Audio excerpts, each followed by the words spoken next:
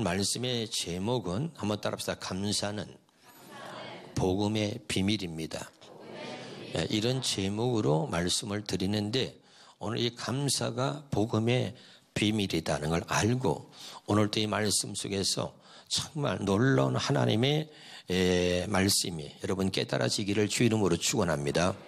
자, 범사에 감사하라 그랬는데 우리 이 말을 현대인의 성경으로 한 번 더 보겠습니다. 시작. 모든 일에 감사하십시오. 이것은 그리스도 예수님 안에서 여러분을 위한 하나님의 뜻입니다. 아멘. 그래서 오늘 말씀을 세 가지로 나누어서 말씀 좀 드리도록 하겠습니다. 첫째는 범사에 감사하라. 두 번째는 그리스도 예수 안에서.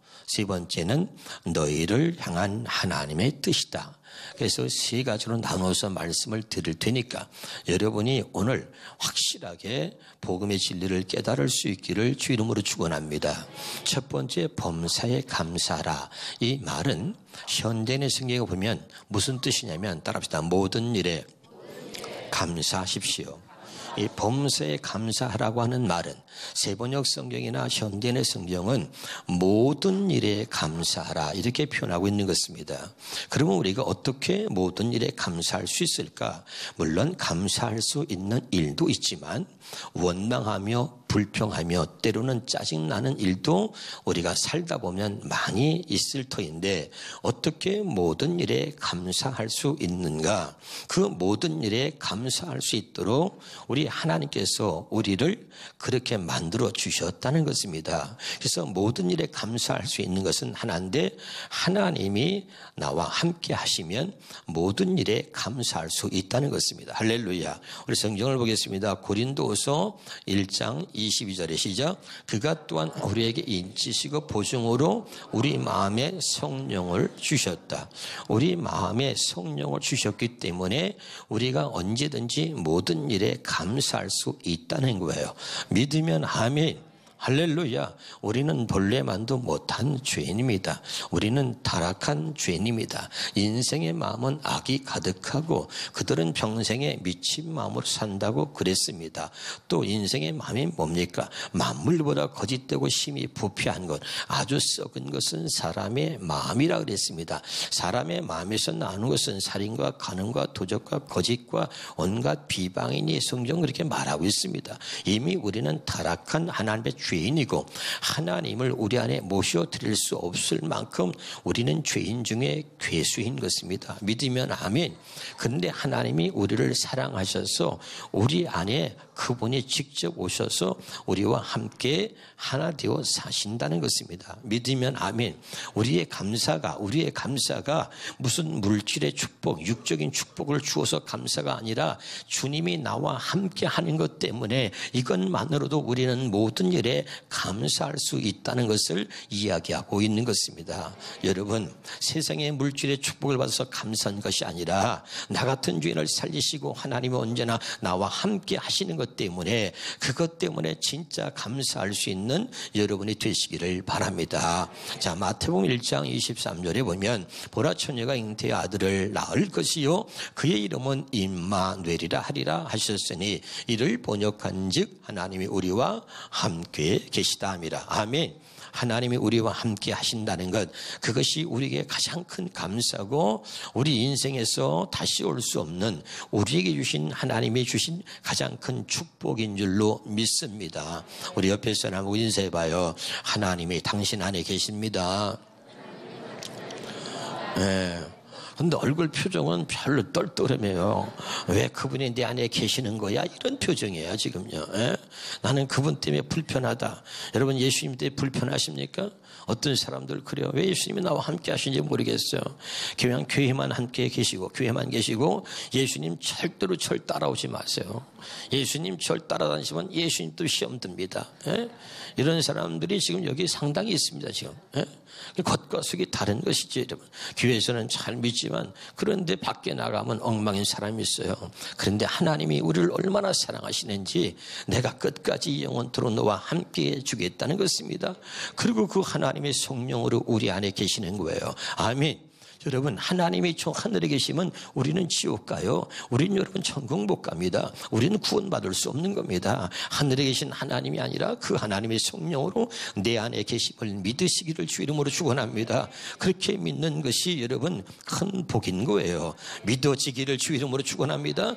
그러니까 세상에 내가 회사에 남편이 진급을 했어. 우리 아이가 이번에 대학에 들어갔어. 그래서 감사한 것이 아니라 하나님이 나와 함께 하기 때문에 모든 일에 나는 감사하다고 고백할 수 있기를 바랍니다. 그래서 바울이 뭡니까? 하나님이 자기 안에 계시고 자기와 함께하고 있는 것 때문에 얼마나 감사한지 감옥에 갇혀도 감사하고 40에 하나 감한 매를 맞으면서도 감사하고 할렐루야. 그러면서 환난이나 기근이나 적신 어떤 칼에도 말이죠. 그리스도의 사랑에서 나를 끊을 수 없다고 그리고 고백하면서 감사했던 사람이 바로 바울이었습니다. 세상 것, 물질의 것, 육신의 것으로 감사하는 것보다 이 정말 차원 높은 감사, 하나님이 나와 함께하는 것 때문에 정말 모든 일에 감사할 수 있기를 주 이름으로 축원합니다.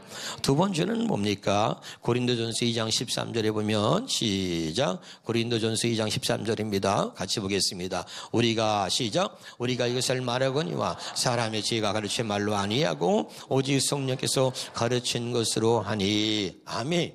이제 우리가 사는데 말이죠. 사람이 가르치는 말이 아니라 성령의 가르침으로 내가 신앙생활을 내가 바른 신앙의 길로 가고 있다는 것 때문에 감사해야 된다 이런 말입니다. 마태복음 10장 20절입니다. 시작. 말하는 이는 너희가 아니라 너희 속에서 말씀하시는 이 곧 너희 아버지의 성령이라. 여러분, 성령이 우리와 함께 하시는 것뿐만 아니라 그분이 우리 안에서 말씀하여 주신다는 거예요.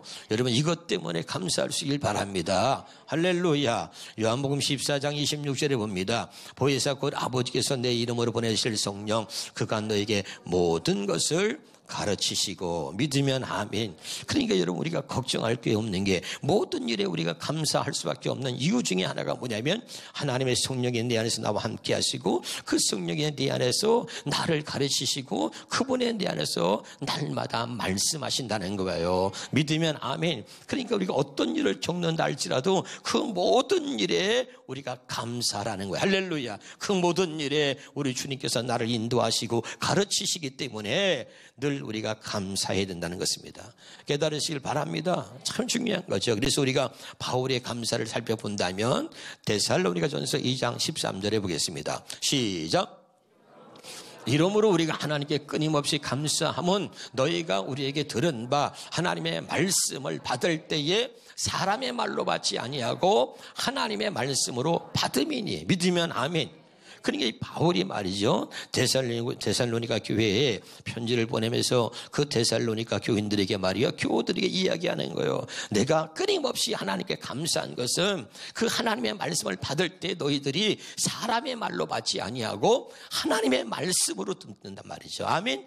그래서 감사하단 말이죠. 그래서 그 데살로니가 교회에 그들이 사람의 말이 아니라 하나님의 말씀으로 받아가지고 그 살아있는 하나님의 말씀이 저들의 삶의 현장에 살아서 말씀이 역사하는 모습을 보니까 바울이 너무너무 감사하다는 거예요.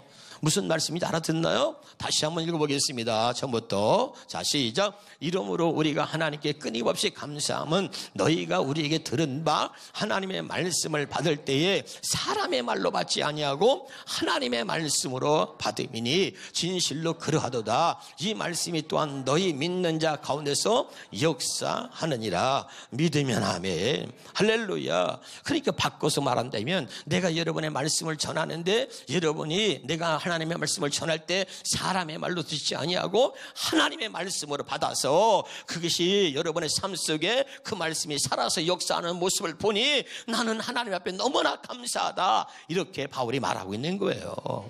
무슨 말인지 이해가 되나요? 제발 말씀을 들을 때에 하나님의 말씀이 사람의 말이 아니라 하나님의 말씀으로 여러분에게 들려지고 하나님의 말씀으로 받을 수 있기를 주 이름으로 축원합니다. 그래야 이 말씀이 살아서 여러분의 삶의 현장에 이 살아있는 말씀이 역사하는 모습들이 나타난다는 거예요. 할렐루야. 그래서 그런 것을 데살로니가 교회의 교인들에게 보면서 이 바울은 끝없이 나는 하나님께 감사한다는 것입니다. 할렐루야. 여러분 모든 일에 범사에 정말 우리가 감사할 수 있기를 주 이름으로 축원합니다. 그래서 여러분 참 중요하죠. 옆에 사람 인사합시다. 오늘도 여러분 주님의 음성이 여러분에게 들리십니까? 시작.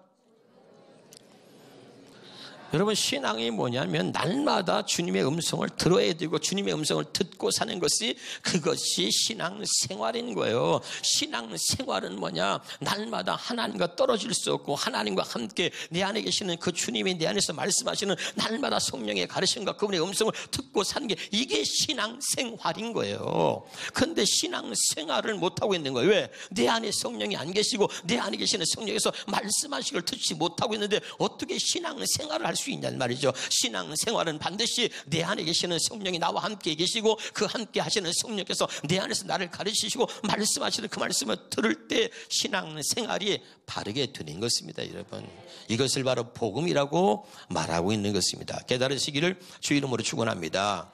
다시 한번 보겠습니다. 우리 본문의 데살로니가 전서 5장 18절에 시작. 범사에 감사하라, 모든 일에 감사하라, 이런 뜻이에요. 어떻게 감사할 수 있다 그랬죠? 하나님의 성령이 나와 함께 하시니까 우리는 감사해야 되고 또 그분이 내게 모든 것을 가르치기 때문에 말씀하기 때문에 넌 그때 무슨 말할까 염려하지 마라, 말하게 하시는 이는 너희 아버지 성령이라는 거죠. 아멘. 그러니까 우리가 얼마나 감사합니까? 모든 일에 감사할 수밖에 없는 겁니다.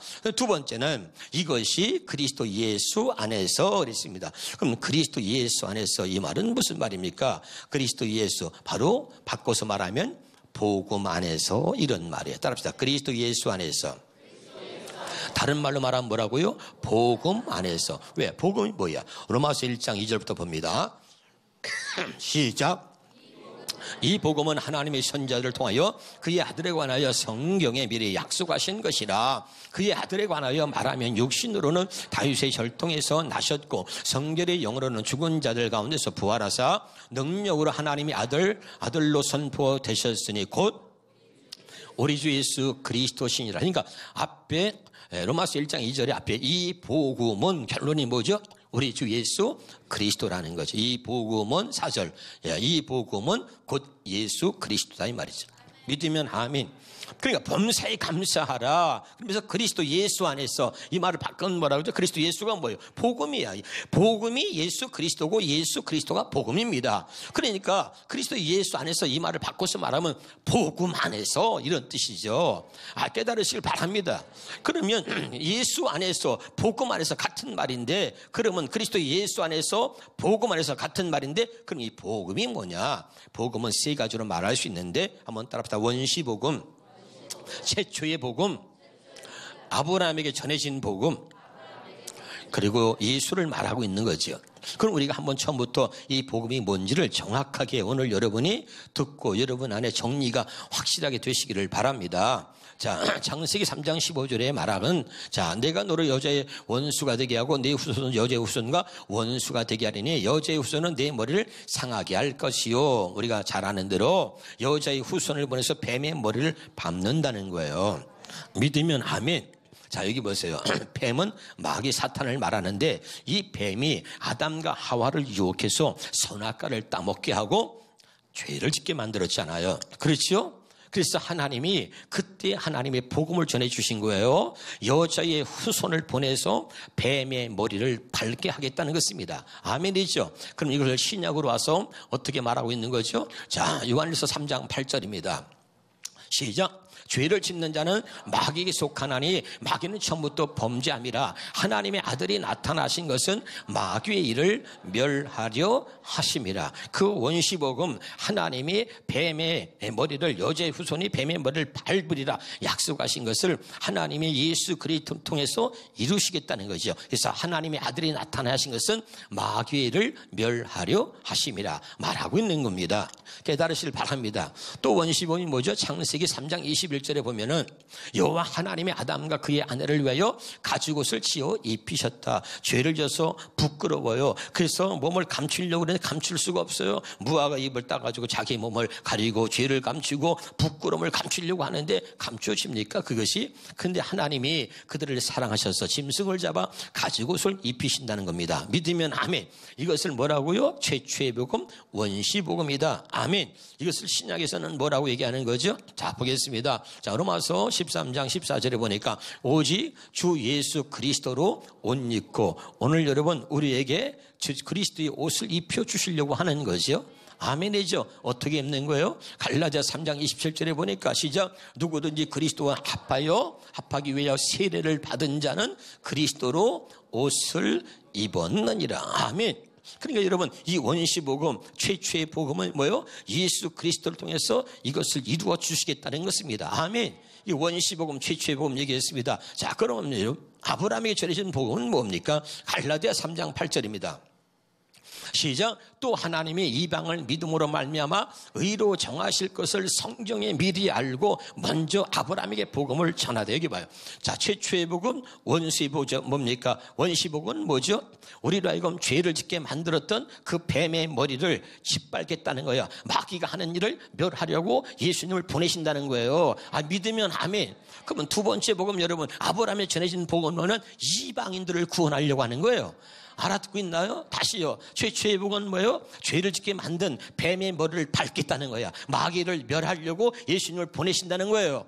두 번째 복음에 아브라함에 전해진 복음은 뭐죠? 이방인들을 믿음으로 말미암아 의로 정하실 것을 성경에 미리 알고 아브라함의 복음을 전했다. 이 말은 이방인들을 구원하시려고 하나님께서 아브라함에게 먼저 복음을 전했다, 이런 말입니다. 믿으면 아멘. 그것이 뭡니까? 사도행전 7장 8절입니다. 시작. 할례 언약을 아브라함에 주셨더니 그가 이삭을 낳았다. 이게 중요해요. 할례 언약이 복일래 할례 언약을 주셨더니 아브라함이 이삭을 낳았다고 했는가? 그럼 이삭은 무슨 말이냐? 이삭은 우리하고 무슨 상관이 있느냐? 갈라디아 4장 28절에 우리는 이삭과 같이 약속의 자녀다, 이 말입니다. 하나님이 아브라함에게 할례 언약을 약속하셔서 아브라함이 할례 언약을 믿으니까 아브라함이 이삭을 낳게 됐다, 이 말입니다. 이것이 아브라함에게 전해진 복음이라, 이런 말이에요. 믿으면 아멘. 다시 한번 보겠습니다. 여러분, 아브라함이 전해진 복음을 확실하게 깨닫고 우리가 알아야 되는 거예요. 창세기 17장 17절에 봅니다. 시작.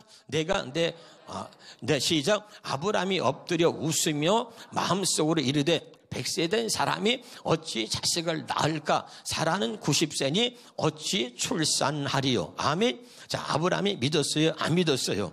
하나님이 100세의 아들을 준다도 안 믿었단 말이죠. 근데 하나님이 아브라함에게 복음을 전했어요. 그 복음이 뭐예요? 할례 언약입니다. 할례 언약을 하나님이 아브라함에 주셨더니 아브라함이 이삭을 낳았다는 겁니다. 근데 이 할례 언약이 우리와 무슨 상관이 있냐면, 자, 창세기 17장 7절에 시작. 내가 내 언약을 나와 너 및 내 대대 후손 사이에 세워서 영원한 언약을 삼고, 하나님이 아브라함에게 약속한 할례 언약을 영원한 언약으로 세우는 거예요. 믿으면 아멘. 그래서 지금 저와 여러분까지도 하나님이 영원한 언약으로 세웠기 때문에 우리가 이 할례 언약을 믿을 때 우리가 하나님의 생명으로 태어나는 것입니다.